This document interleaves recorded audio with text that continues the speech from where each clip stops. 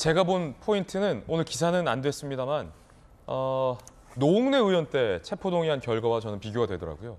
이재명 대표는 대표직입니다. 그리고 노웅래 의원 국면 때 노웅래 의원 측에서 왜 이재명 대표 혐의에 대해서는 당이 나섰는데 노웅래 의원에 대해서는 당이 나서주지 않느냐라는 질문에 대해서 박찬대 의원이 노웅래 의원 혐의에 대해서는 경우에 따라서 좀 더 생각해봐야 할 것 같다라는 유보적인 발언을 해서 민주당의 선택이 이재명 혐의와 노웅래 혐의에 대해서 다르다. 이런 보도도 많았었잖아요. 그런데 그때 노웅래 의원의 체포동의안 때 나왔던 표수보다도 이번 이재명 대표 체포동의안 표결에 나온 표수가 현저히 적다라는 겁니다. 그러면 당내에서 이재명 대표의 리더십과 입지는 노웅래 의원만 못하냐? 라는 이야기가 가능해지겠죠.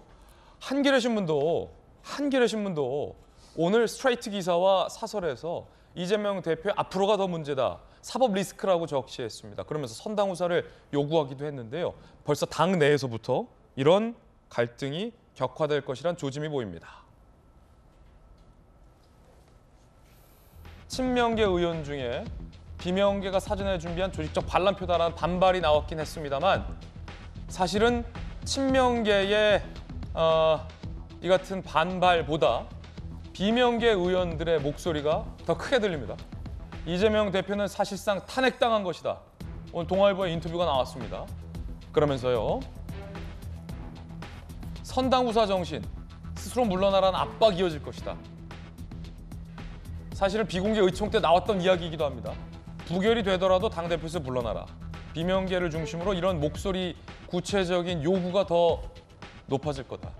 민주당의 한 당직자, 버티면 분당이나 탈당 등 극단적 갈등이 이어질 가능성이 있다.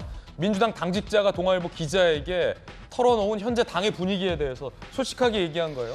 이재명 대표가 버틸 걸로 보인다. 당대표에서 안 내려오고. 그러면 분당 탈당 갈 것처럼 지금 분위기는 심각하다라는 기류를 전하고 있습니다. 박정하 수석께서는 어떻게 보십니까? 비명계 의원들은 이게 이재명 대표에 대한 정치적 탄핵이라고 하고 이 대표가 버티면 분당, 탈당 뭐 이런 얘기도 나올 만큼 분위기가 좋지 않다라고 당직자는 얘기하는데 사실 이재명 대표는 오랑캐가 지금 쳐들어오고 있다라는 비유로 본인에 대한 지지를 호소하지 않았습니까? 그렇죠. 오랑캐가 쳐들어오고 있다. 이건 사법 독재다. 야당 파괴다라고 얘기했던 거에 대해서 최소 31분의 민주당 의원들은 동의하지 않았던 거예요. 어제 제가 보니까 이제 재밌는 장면이 두 가지가 기억이 나는데 첫째 하나는 그 2시 반부터 이 본회의가 시작이 됐거든요. 예. 그리고 이 체포동의안이 처리되고 난 다음에 한 100여 건의 법률을 처리하고 나니까 한 7시가 좀 넘었어요. 제가 틈틈이 계속 이재명 대표의 자리를 봤는데 한 번도 이석을 하는 것 같지 않아요. 그래요? 그러니까 이재명 대표 스스로 이 표결 결과에 대해서 굉장히 많은 생각들을 하고 있구나라는 생각이 들 정도로 고심이 깊고요. 민주당 의원들 내에서도 이 건에 대해서 보통의 경우 뭐 샤우팅을 한다거나 아니면 뭐 소리를 지르거나 이런 반응들이 있는데 굉장히 차분하더라고요. 그러니까 모두 다 충격을 받았던 것 같아요. 네. 그러니까 이재명 대표 스스로 뭔가 정치적 결단을 하지 않으면 민주당의 이 내홍이 상당히간 될 것 같다라는 생각이 들고요. 두 번째는 좀 전에 저희가 이재명 대표가 이제 본회의장에서 나가는 장면 속에서 조금 들렸었는데 그 본회의장 앞에 소위 말하는 그 강성 지지층들 있죠. 예. 그 뭐 개딸들이라고 할 수 있는 개딸들. 분들이 막 몰려가지고 그 의원들 한 분 한 분 나가는 분들 중에 소위 본인들이 생각하는 수박이라고 생각하는 의원들한테 막 달라붙어서 항의를 하고 막 무슨 녹취를 따고 뭐 이런 모습들이 보이더라고요. 그걸 보면서 이재명 대표가 정치적 결단이라고 제가 표현했습니다만 이 강성 지지층과 이재명 대표가 지금까지 쌓아왔던 민주당의 역사를 계속 유지하고 역사의 민주당의 그 명예를 그래도 존중을 하고자 한다면 이제는 민주당을 좀 놔줘야 하는 게 아닌가라는 생각이 들 정도였어요. 그러니까 어제 이재명 대표 스스로도 그다음에 본회의장 모습도 굉장히 특이했다라고 생각이 듭니다. 예. 자, 그렇다면 이제 이재명 대표가 대표직을 놓을 것이냐, 유지할 것이냐, 버틸 것이냐 의 질문이 남았는데 전재수 의원께서는 어떻게 보세요? 왜냐하면 이거 비공개 의총에서 이재명 대표를 향해 요구됐던 내용이기도 합니다. 지금 민주당의 처지와 상황이 굉장히 어려운 상황. 굉장히 어려운 상황이죠. 뭐 이럴 때일수록 조금 더 톤 다운 시키고 말도 좀 아끼고 그러나 이게 각자가 가지고 있는 지혜를 다 꺼내 가지고 이 위기를 극복하는데 좀 힘을 모아야 될 때라고 저는 생각을 합니다. 위기가 기회라는 말이 있거든요. 그렇기 때문에 당내에 의원들의 여러 가지 이제 그 흐름들이 확인이 됐기 때문에 이재명 대표는 당내 의원들하고 조금 더 소통하고 또 원내 지도부가 압도적 부결로 이제 예상을 했는데 그것과는 한참 어긋나는 결과가 나왔기 때문에 과연 왜 이렇게 됐는지 그 좀 총의를 모아 나가는 그런 이제 절차와 과정이 당분간은 필요할 것 같고 저는 위기가 기회라고 생각을 합니다. 그렇기 때문에 너무 흔들리지 말고 좀 톤 다운 시켜서 이 상황을 좀 찬찬히 살펴볼 필요가 있겠다 이렇게 생각을 합니다. 어제 민주당의 한 의원은 이렇게 얘기하더라고요. 저한테 이름은 밝히지 않겠습니다만 당내에 본인에 대한 투표가 어떻게 나올지도 예상 못하는 대표와 지도부 체제 하에서 어떻게 총선을 예상하고 치를 수 있냐. 대표직에서 물러나야 된다라는 얘기도 나왔는데 아까 드렸던 질문에 대한 답변을 못 들은 것 같아서 그러니까, 이재명 대표가 대표직을 유지하리라 보십니까? 그러니까 지금 당장 이게 왜 압도적 부결이라고 그래놓고 표가 이렇게 나왔냐라고 이제 원내 지도부를 향해서 책임을 요구하게 되고 그리고 그 부분에 대해서 책임을 지고 또 사퇴를 하고 뭐 이런 상황이 벌어지게 되면 이게 당이 또 걷잡을 수가 없게 됩니다. 그렇기 때문에 뭐 나중에 뭐 결과가 어떻게 되든 간에 우리가 좀 질서 있는 모습을 보일 필요가 있다. 그런 차원에서 그렇게 말씀하시는 분들의 마음도 이해 가기는 하지만 조금 좀 톤 다운 시킬 필요가 있다. 우리가 이게 이 쓰나미가 밀려올 때 그럴 때일수록 조금 더 정신 차리고 톤 다운 시키고 두 마디 할 거 한 마디로 줄이고 좀 이럴 때가 아닌가 그렇게 생각을 합니다. 예, 충분히 답변을 들었다라고 생각이 됩니다. 김수영 교수님, 박정하 수석대변인이 아까 얘기했듯이 어제 국회 본회의장의 투표가 끝난 후 이른바 강성 지지자들이 비명계 의원들에게 달려가서 항의하는 모습을 봤습니다. 당신 찬성 찍었지?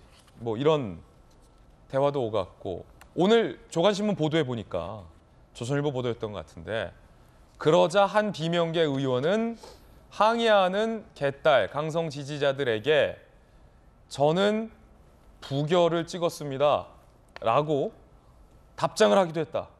이런 보도가 나오던데요. 누군지는 정확하지 않아서 특정할 수 없겠습니다만 맞습니까? 이게 익명투표인데 개딸들의 항의에 저는 부결을 했습니다라고 얘기하는 게 어떻게 된 겁니까? 어떤 상황인 겁니까?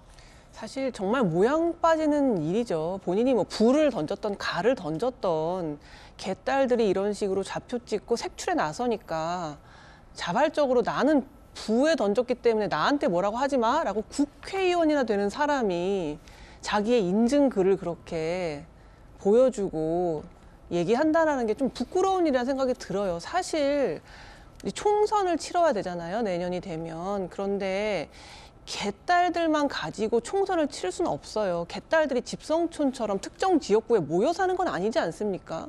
그렇기 때문에 개딸들이 이 모든 국회의원을 민주당 국회의원으로 만들어주기는 어렵거든요. 이제 그런 판단이 있기 때문에 뭐 비명계든 친명계든 민주당이 이런 식으로 운영되는 것은 총선에 좋지 않다라는 결과가 이번에 체포동의안 이 결과로 나타났다고 생각하거든요. 그런데 벌써부터 이렇게 개딸들이 뭐 전화하고 항의 전화하고 색출 작업에 나서고 이런 것 자체가 민주주의의 질서를 매우 흔드는 일이고 굉장히 부적절한 일인데 이것에 대해서 결기 있게 국회의원들이 아무리 자기 당을 지지하는 사람들이라 할지라도 이것은 옳지 못하다라고 결기 있게 이야기하지는 못할 망정 자기가 자진해서 나는 부결을 했으니까 나한테 뭐라고 하지 마세요라고 했다라는 게 참 부끄러운 현실이라는 얘기가 생각이 들고 예전에 문재인 대통령이 이러한 극성 지지층의 막 활동들을 양념에 비유하지 않았습니까? 그 결과가 지금 면면이 흘러 오늘의 이 지경에까지 이르게 된 것이다. 이제라도 이런 식의 국회의원이 자기의 양심에 따라서 체포동의안 가냐 부냐 할 수 있는 것들을 저해하는 이러한 문화에 대해서는 단호히 선을 긋고 이것은 옳지 못하다고 누구 하나라도 결기 있게 말씀해 주시는 게 그게 민주당을 위해서도 아, 참 멋진 정당이다, 전통 있는 정당이다라고 국민들이 평가할 수 있을 거라는 생각이 듭니다. 또 다른 관점인데 전에 한 민주당 의원이 저한테 그러더라고요. 강성 지지자들이 이렇게 압박할수록 뭐 반동을 색출하자 뭐 이런 표현을 쓰면서 개개인의 헌법기관인데 사실 국회의원은 이런 개개인의 헌법기관을 압박하고 무릎 꿇이려 하는 듯한 모습을 취할수록 오히려 지금 결과처럼 더 소신 투표한다. 이렇게 얘기하는 민주당 의원들이 있더라고요. 그럼요. 더 역작용이 일어날 뿐인 부작용이다. 거죠. 당연히 부작용이 일어나죠. 민주주의는 이런 식으로 작동하지는 않는다고 생각해요. 누가 막 극성 지지층이 합리적인 선택을 못하도록 방해한다고 해서 그게 그대로 민주주의에 반영된다면 그럼 민주주의 잘못되는 거죠. 그걸 이제 중우 정치라고 하는 거잖아요. 그런데 이번에 결과에도 보셨듯이 아마 이번 결과 보면서 민주당 살아있네? 라고 생각하시는 분들도 계셨을 거예요. 민주당 저는. 지지자 중에서 민주당 그래도 전통 있는 정당이고 이렇게 개딸들에 휘둘려서 이재명 대표의 방탄으로만 일하는 게 아니라 살아있구나. 이렇게 되면 총선에서도 또 모르겠는데? 라고 생각하시는 분들 분명히 계셨을 거예요. 저는 민주당이 지금은 굉장히 당혹스럽고 당황스럽고 어찌해야 될 바를 모르겠다고 생각하길진 모르겠지만 장기적으로 봤을 때는 민주당에게 굉장히 득이 되는 결과였고 앞으로 민주당이 잘만 하면 그동안 이재명 방탄을 하느라고 잃었던 국민들의 신뢰를 다시 회복할 수 있는 굉장히 절호의 기회다. 저는 그렇게 생각이 듭니다. 이 모습을 지켜본 잠시 후에 한동훈 장관이 표결 전에 뭐라고 얘기했는지도 상세히 분석하겠습니다만 이 표결 모습을 지켜본 한동훈 장관의 반응도 궁금합니다. 그래서 저희들이 준비했습니다. 들어보시죠. 국민들께서 다 지켜보시고 판단하셨을 거라고 생각합니다. 국회의원이 불체포 특권을 1호라고 만든 거라고 생각하지는 않습니다. 자, 검찰 출신의 김관삼 변호사님 이게 무슨 뜻입니까?